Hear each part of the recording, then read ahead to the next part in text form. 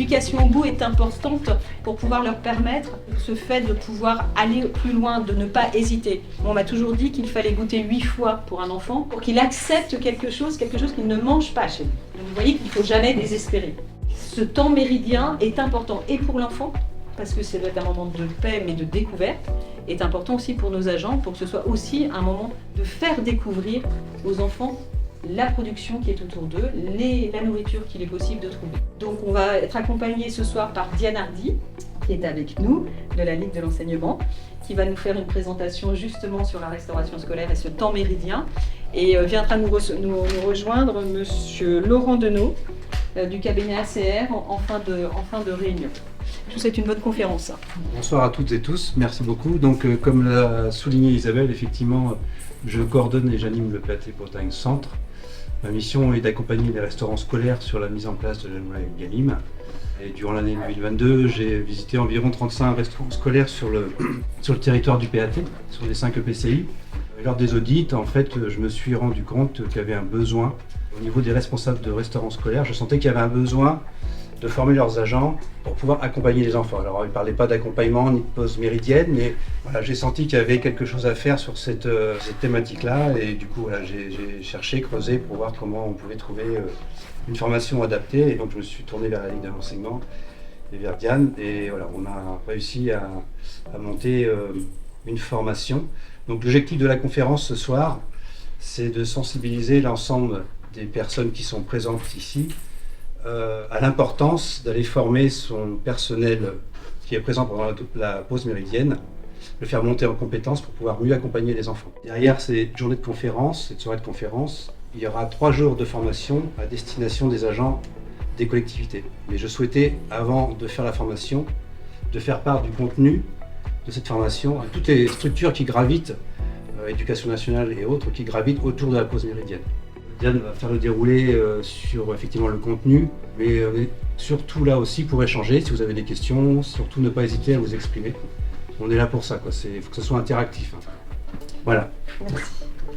Bonsoir aussi à vous, donc, Diane. Donc moi je travaille pour la Ligue de l'enseignement, je suis chargée de mission nationale, restauration scolaire et pause méridienne. Moi je suis vraiment sur le pôle de la pause méridienne et donc je suis spécialisée sur les politiques éducatives. Donc en charge de ce que les élus ont en charge, notamment sur la mise en œuvre des enjeux jeunesse, sur leur temps qui leur sont dédiés. Et donc la Ligue de l'enseignement, pourquoi restauration scolaire et pause méridienne? Tout simplement parce qu'elle a accompagné la première association de parents qui ont voulu mettre en place de la restauration scolaire. Parce qu'à l'époque, les temps de pause du midi n'étaient pas organisés.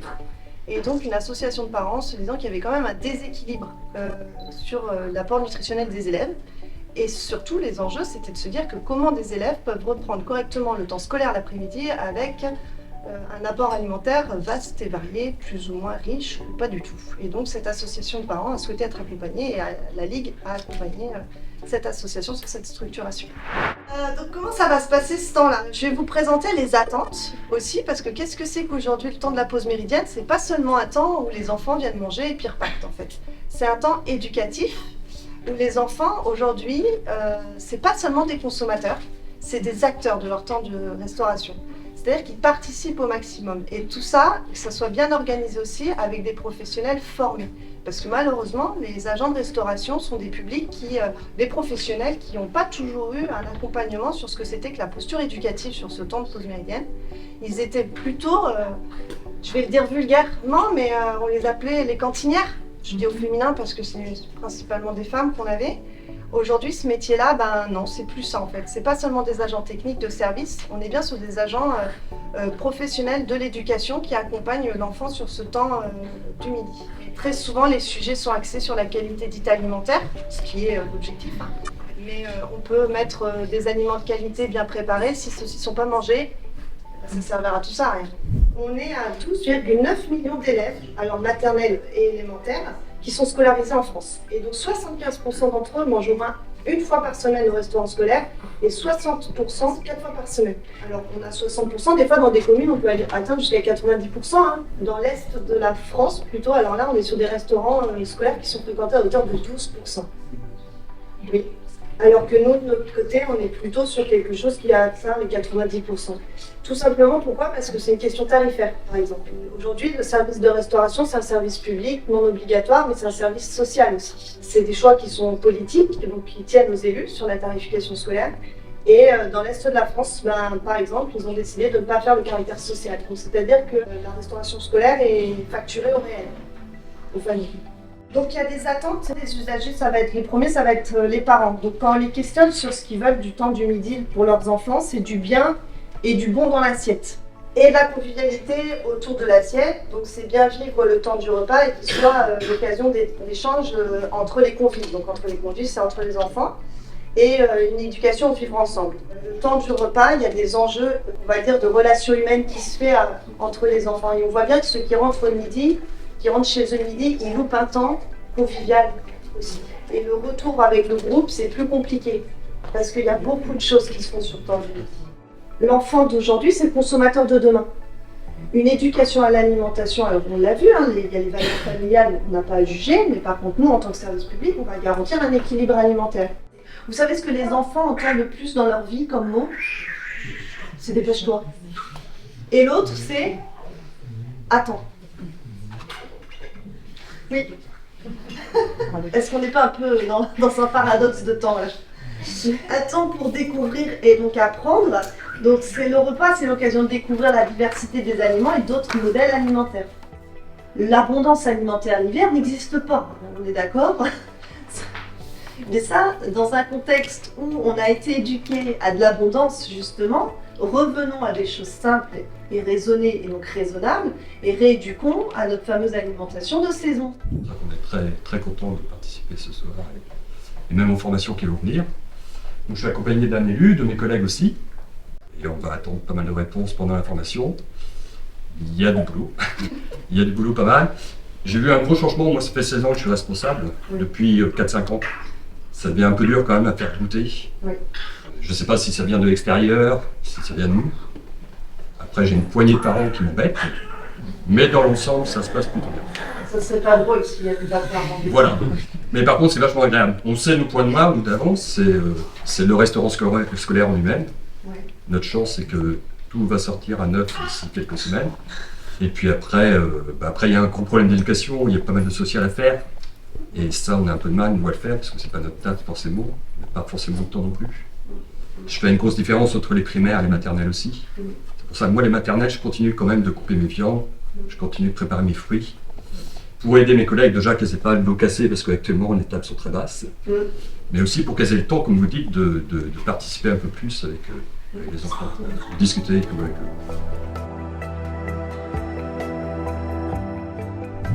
Donc, moi je suis Laurent Denot, je suis le gérant de la société ACR, je fais de la formation donc pour la restauration collective, notamment pour le PAT de Bretagne Centre. Moi je suis un ancien de la restauration, j'ai fait 30 ans de cuisine en restauration collective à la mairie de Saint-Grégoire. J'ai notamment expérimenté le service à table, le service au self, et là maintenant on commence à expérimenter des services en self participatif. Donc on va éclater un petit peu ce self dans la salle à manger. Et on va plutôt inciter les enfants en fait, à faire ce que je disais, madame, c'est-à-dire faire travailler l'enfant, mais bien travailler l'enfant, participer. Et en fait, le personnel revisite son travail. En fait, avant, on était sur des cantinières, on appelait ça les cantinières. Et puis maintenant, on appelle ça des animateurs d'un côté et les cuisiniers de l'autre, ou cuisinières. Et puis, il y a encore des groupes.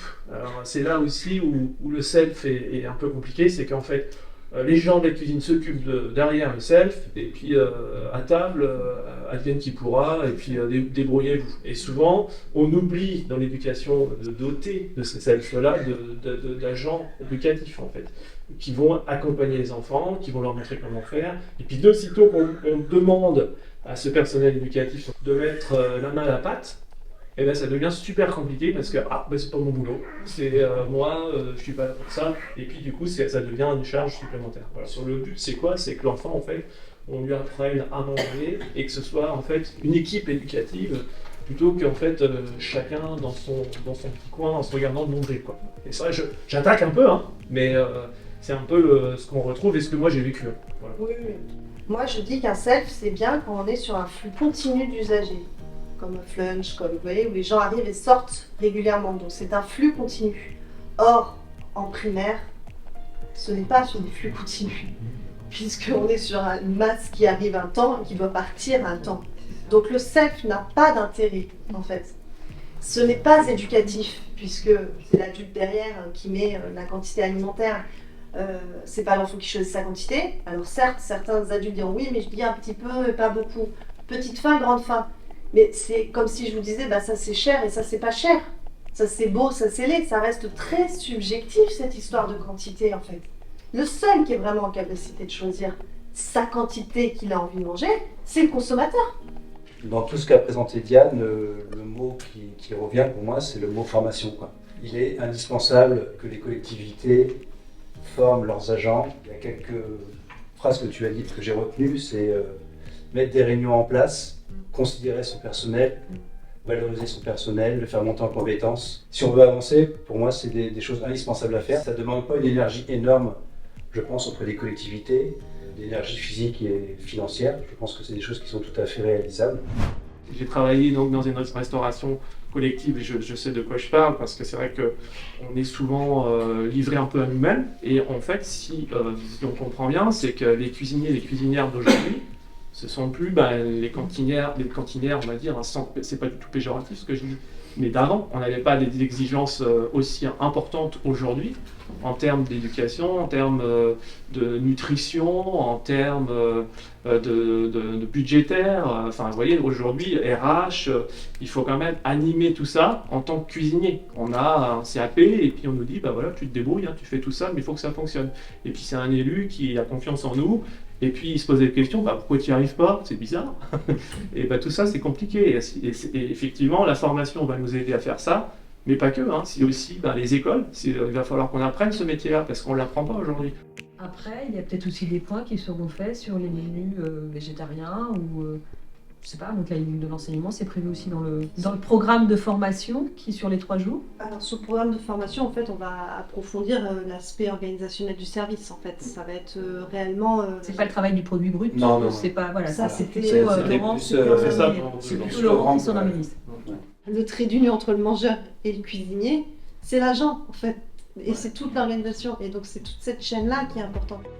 En tout cas, merci à toutes et tous. J'espère que ça vous a motivé à envoyer vos agents en formation, parce que c'est vraiment l'objectif. Merci à vous.